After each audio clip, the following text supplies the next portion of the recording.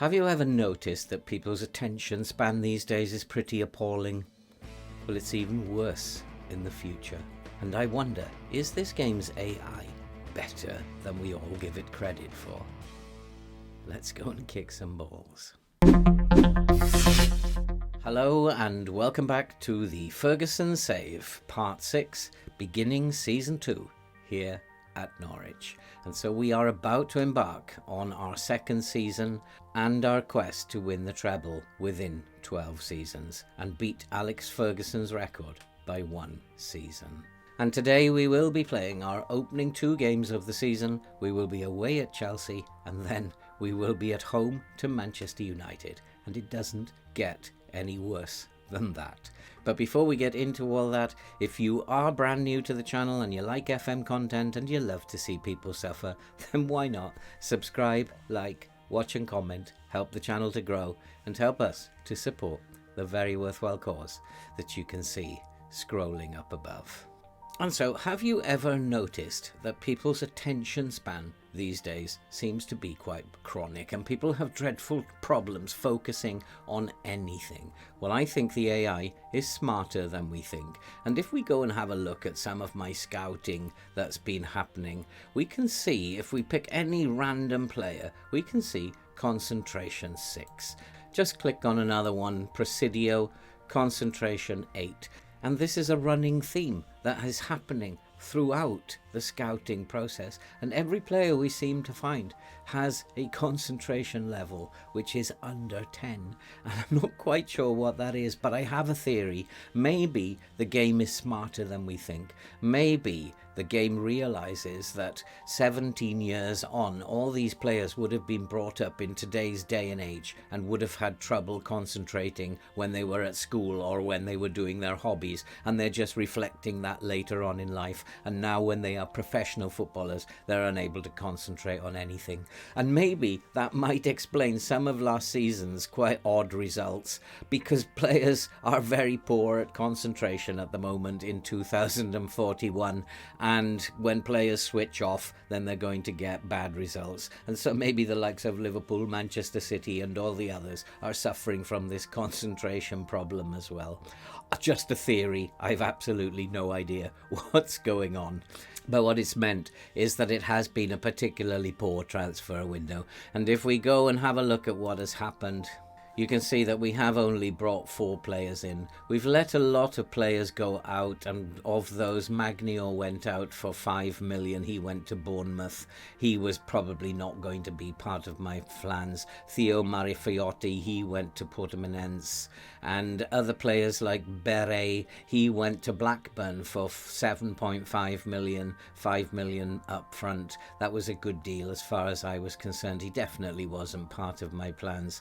Other players went out. Martin Leon, left back, he went out for 6.75 million pounds.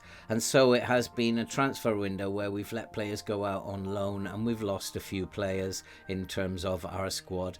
But in terms of transfers in, we have brought in 4 players. And the first one we have brought in is Keith McSweeney. He came in from Liverpool for 5.75 million pounds. He's a young 22-year-old fullback. He has all the mental attributes that I would look for from a young kid. He's also got good physical ability, and also he's quite a decent technical player, and I think he could have a good future. He'll be backup to Allen for this season. Hopefully he'll get a good amount of game time, and I think he is a good addition to the squad. He's not a first team player, but I'm looking more at the future. And also Alex Ferguson did bring in a lot of young players, so we're trying to emulate that as far as we can.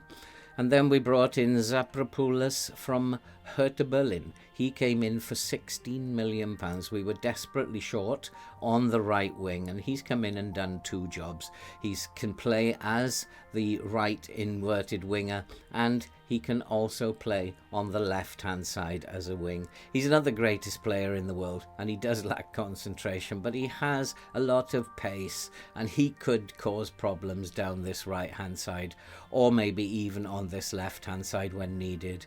And so I think he's a fairly decent addition to the squad, if not a great signing. And then we brought in Craig Sutherland. He came in on a free transfer. We got him in on trial after he was let go by Barnsley. And we thought, let's give him a shot for 3 weeks. And after he scored a worldie in his second game, both myself and the assistant manager thought, why not? He might be worth a try. And he can play as the DLP, or he can also play as the central mid on support. But I also see him pretty much as a backup player. He has good first touch, good passing, excellent technique. He's got anticipation, composure, decisions. He's got off the ball positioning, teamwork and vision. He's a good physical player, but also he lacks concentration. And so we're going to have a team, I think, of people who go to sleep from time to time. Team meetings might be quite interesting. And then our final signing was Railson Andrade Silva. He came in from Manchester United for £15.75 million. And he has good concentration, so we were absolutely happy to bring him into the team. He is a centre-back. We definitely needed to strengthen at centre-back. He's brilliant in the air. He's a very physically good player, has decent mentals for a 24-year-old, and his technicals are not that bad. So he's come in. He'll play as a central defender. We'll train him up as a central defender, and he has got a reputation of being a little bit of a troublemaker, and our fans are hoping that he's going to lose that characteristic that he has. Let's hope he's not going to cause me too much problems. So it's been a very, very quiet transfer window, and I am still looking for players in various areas of the pitch. We do have now Jay Neal, who is an attacking mid. He's a very young boy as well. It's a very young squad we're putting together here, and he will come in and play a lot of football, I think. He got injured during pre-season, so he's not exactly fit at the moment, but I'm hoping for big things from that young boy, and he is the 27th best wonder kid in the world. We also have brought in, from our youth setup, we have brought in a left back, Andre Jurisu. A lot of people want to take him out on loan. I think we need to give him a chance, especially as he can cover as third choice on the left wing. I think he's going to get his chance this season. He's a 19-year-old as well, and hopefully we'll start developing these young players as we go along. So I probably do need to strengthen somewhere, although I'm not quite sure where that is at the moment. And we do have some money still left in the kitty. We still have £30 million left in the kitty, and we have about £80,000 in the wage budget. So it will, I think, need somebody going out and making a space, although these young players don't have to be registered. But I don't want a squad that is too big, and it is possible that I will have to bring in maybe a really good striker can come in to act as backup to Wilden, because if Wilden gets injured, then we only have Morrison currently who can cover, and he simply isn't good enough. He has been transfer listed, but at the moment we're not getting any movement on that. So that is one option, is that I will bring in a good striker if I can find one, and possibly who can concentrate, and we will strengthen up front for when Wilden needs a rest, is out of form, or is injured. And so that would be the plan at the moment, and also maybe bringing in a young midfielder who we can develop. But again, it will mean moving players on. For now though, we have 2 games to play. We have to play away at Chelsea, and then 3 days later we will be home against Manchester United. A very difficult start to the season. It doesn't get any worse than that, but we did very, very well against the big teams last season. I wonder how it will go this season. As per normal, I'm not feeling very optimistic about these 2 games, but hopefully this team will continue to surprise me. Let's go and kick some balls. And so the team today against Chelsea is Götze in goal, with Zakarioka, Lasharas, Antonio and Allen at the back, with Norris, Fortes and Hillman in midfield.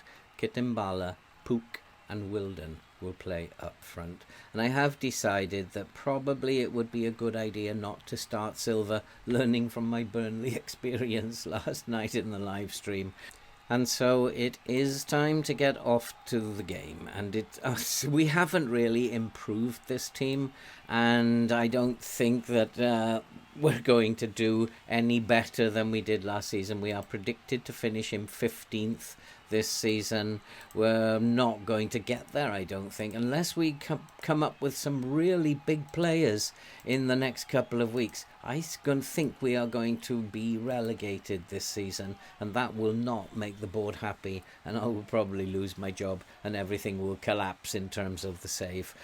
But we do have to try and get off to as good a start as we possibly can. It is Chelsea who are the better team and are dominating possession. We have come back into the game a little bit, but I think possibly we might be inviting Chelsea on too much with this low block, cautious mentality. But they're a very, very good team, and they will cause problems for us. We beat them last season on a couple of occasions, and I'm not quite sure how that happened. Maybe it is that concentration problem that we've discovered in 2041.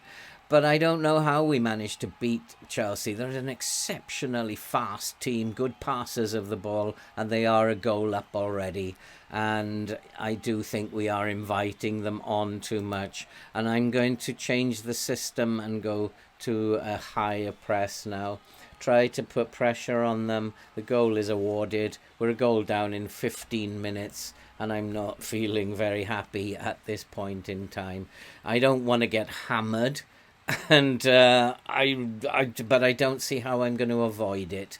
This couldn't be a more difficult start to the season. First Chelsea, then Manchester United. And I'm not too happy about the fixture list. I don't think we need to see this. I trust VAR. I think you've got it right. We are coming back into the game a little bit now that we've changed the system a little bit. If our forwards don't play well, we are not going to win this game. We haven't even created a chance yet, and Chelsea have dominated the game. But here is Hillman bursting down the right, looking inside. He finds Norris. Norris inside to Fortes. Fortes with the ball over the top, looking for Pook, and Pook couldn't control it. First touch let him down. And Pook, who did get called up for his first international cap for England in the summer, and let's hope that he can justify his inclusion in the England team. But here come Chelsea, absolutely dominating the game, bursting away down the right at pace and looking to get the ball in. Good tackle by Antonio, but he's been robbed, and Goodwin is coming in for Chelsea. Looks like they are going to score a second. They have scored a second.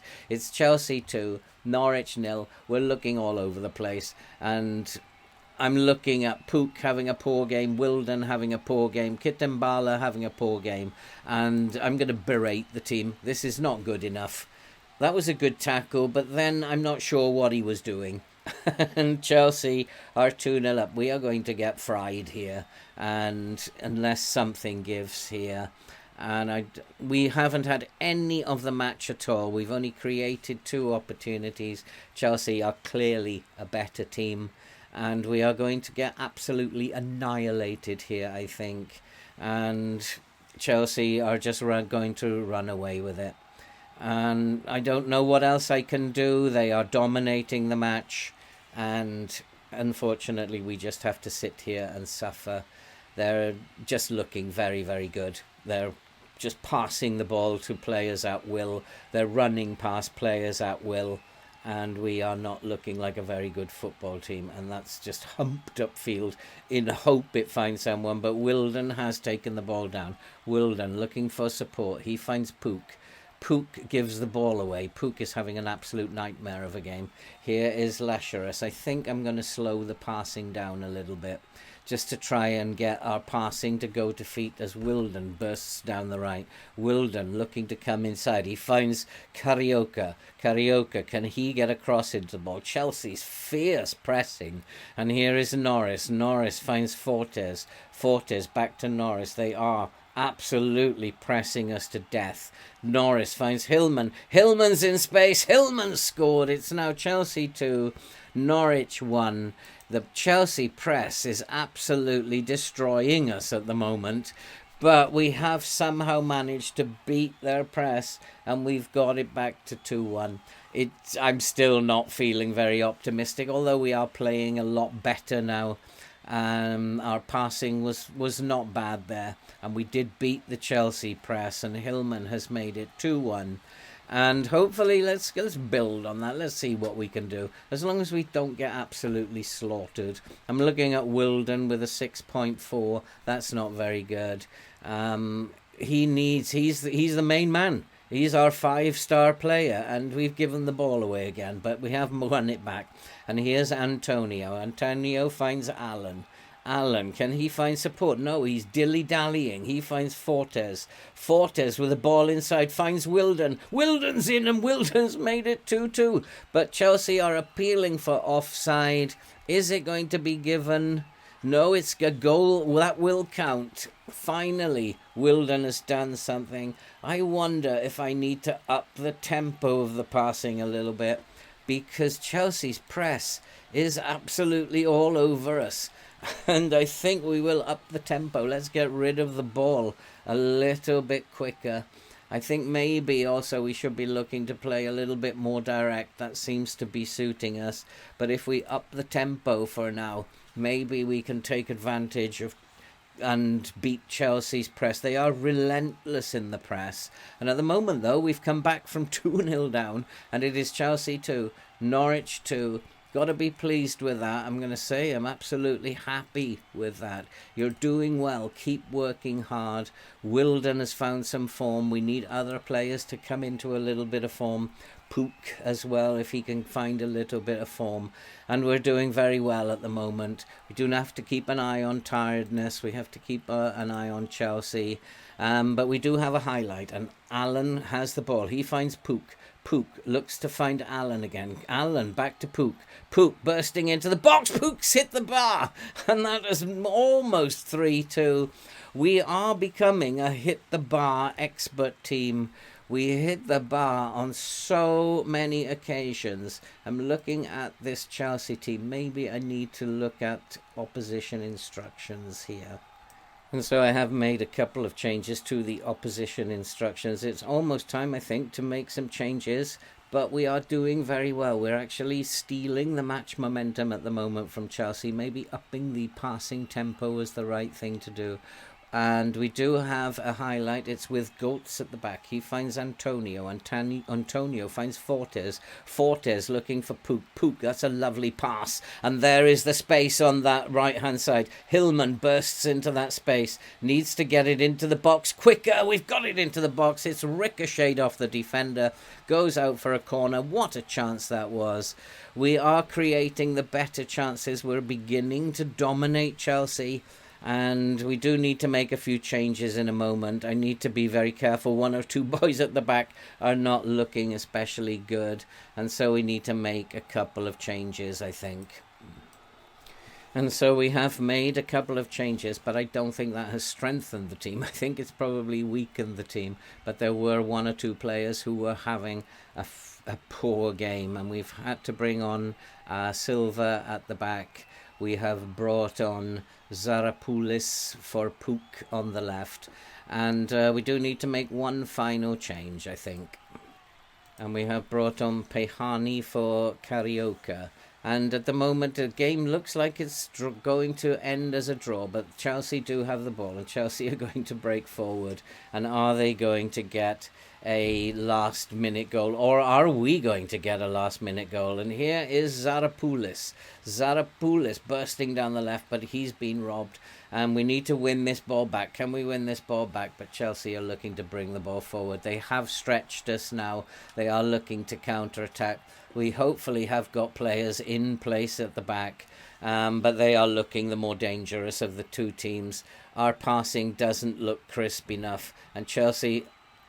we have given away a penalty in the last minute, and I don't believe it. That is so unfortunate. And I just don't know what to say. I really don't know what to say. Sometimes this game drives me crazy, and I don't know what to say. Chelsea have been awarded a penalty. They haven't been in the game, and in the second half, we've just gifted them the game. And I don't know what to say. I just really don't know what to say. I'm totally stunned. Chelsea have been totally out of the game in the second half, and it's another big game penalty. And FM23 needs to look at this. The game developers need to look at this. I give away penalties in every single big game that I play. And it's not like we're getting stuck in. And why is it every game that we play now we're making mistakes? Chelsea are in. Chelsea could score another one. And why is it that it's players like my goalkeeper suddenly decide to have poor games? There's something wrong. The game is broken this year. Big game penalties, not accepting it. We have to accept defeat. But I feel cheated. I feel cheated again. And time after time after time, we give away a penalty when there's a big game. And it's horrible. The game just wound me up right in the last minute of the game to give away a penalty. I'm not accepting that. I'm going to cry cheat for that. And that is just a dreadful thing for the game to do. But we have to move on. We have to go and play an even harder opposition now. We have a game against Manchester United to get ready for. We'll be back just before the game. And so the team for the game against Manchester United is Götze in goal. He gets another chance after that shocker that he had against Chelsea. Zakarioka, Silva, Banks and Allen at the back.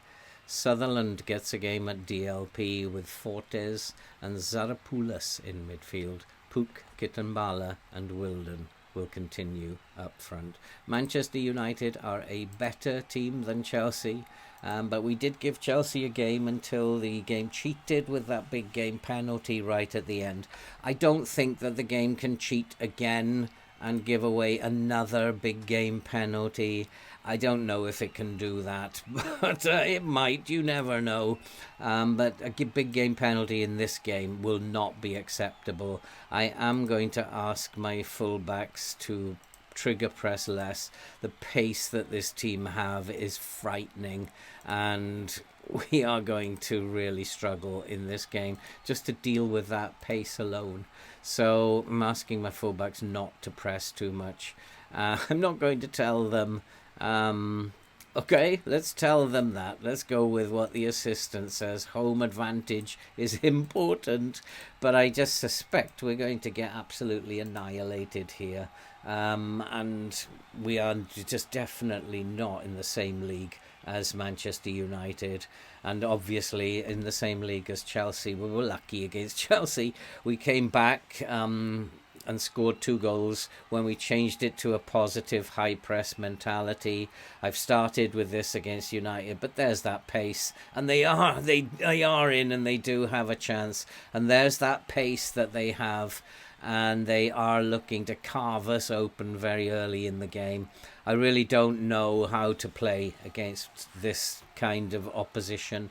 They're like looking through their star ratings, through their attributes just now. They're an absolute monster of a team. And if I had 2 players of the caliber that they've got, then I'd be very, very happy. But that is a really bad tackle by a Manchester United player, and they have got a red card. Now, this does alter things a little bit, and we do possibly have a chance of getting something out of this game if our forwards can play. And United are like lining up with 2 players. I think what I might do is focus play down the left-hand side and just see if that, because there will be space down the left-hand side, and put Charter as their fullback under pressure. But at the moment, nothing seems to be happening. We do have a free kick into the area. We've hit the crossbar again. We are so accurate when it comes to hitting the crossbar, and it remains Norwich 0, United 0, and we've had the better of the game. And once again, I just suspect that it's not going to go our way, despite the fact that we've had much the better of the game. I still think United are going to win this quite comfortably. They're just like, I'd say with 8 men they could win this game, looking at their team with envy. I think with 8 players they could beat us. And I think one day I might get to having a team as good as they are. But we do have the ball. Pooks has found Banks. Banks looking to bring the ball forward. Now needs to offload it. Finds Allen. Allen looking for Fortes bursting into the box. Can he get it across? Yes, he can. And we still can't take any chances. What a chance that was. It doesn't look like we're going to get a result out of this game again. And we are totally dominating the game. Manchester United had that man sent off. We've exploited that space down the left. We haven't been able to score. Wilden can't take his chances at the moment, and at the moment it remains Norwich 0, Manchester United 0. I'm going to tell them that it's not good enough. They're down to 10 men. You've got to do better, and let's hope that stimulates them a little bit to getting some shots on target. And we really need to win this game. When they're down to 10 men, this is an opportunity. They are still not covering that right hand space. I'm going to put my left back Allen on an attack role, because we should be able to attack that space now down the left hand side. But at the moment it remains Norwich 0, Manchester United 0. A game we are dominating, but I think it's time to make some changes. And so we have made some changes. I still don't feel that we are going to win this game. I think that Manchester United could strike at any time. I'm going to take a look, I think, at the opposition instructions. And then hopefully we are not going to get Man United have any super subs coming onto the pitch. At the moment, though, we can't take advantage of this. We are going to make our final substitution. We brought on McSweeney. He's going to make his debut. At the moment, it's Norwich 0, Manchester United 0. We have not taken advantage of the 10 men of Manchester United. We've been the better side, though. We just didn't take our chances. And so it's been a pretty poor start to the season. Manchester United are going to have the last word, are they? To the back post, and it's headed over the crossbar. Well, I guess we'll have to take a 0-0. We do have the last highlight. The game is dragging this out. And let's hope we're not going to give away a big game penalty again. McSweeney is driving down the left, and he is tackled. The ball goes out of play. I'm not quite sure what this highlight is about. There's only a few seconds left, half a minute left. Are we going to nick a winner at the death? I doubt it. McSweeney again looking to drive down the left. I think I need to tell McSweeney not to dribble as much, to dribble less. He's not probably going to get much joy down that left hand side. He is trying again, gets a ball into the box. Hillman is looking to get on the end of it. He can't. It finishes at Norwich 0, Manchester United 0. And at least we didn't give away.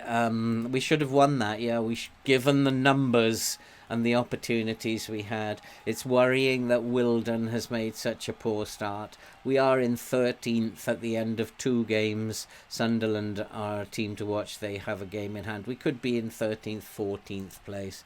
It's not the greatest start, but they were 2 very tough fixtures. And I think it gets a little easier from here on in. We have Fulham and Leicester. I'm hoping to get good results in those games. Then Burnley we should be winning. Sunderland we should be winning before we get Liverpool and Tottenham. I'm hoping for an improvement before the end of September. And that's it for this episode. It hasn't been the greatest start. I think there are some things. I think this game is broken myself, and it needs to be fixed. You need to fix it. A big game penalty every time we have a big game, I'm not accepting it. And if you want the opposition to win, you have to do it in different ways, not the same way every single time. It becomes a little boring, a little upsetting after a little while. But hopefully the game has had its say now, and we can move on and get some sensible stuff going on in future episodes.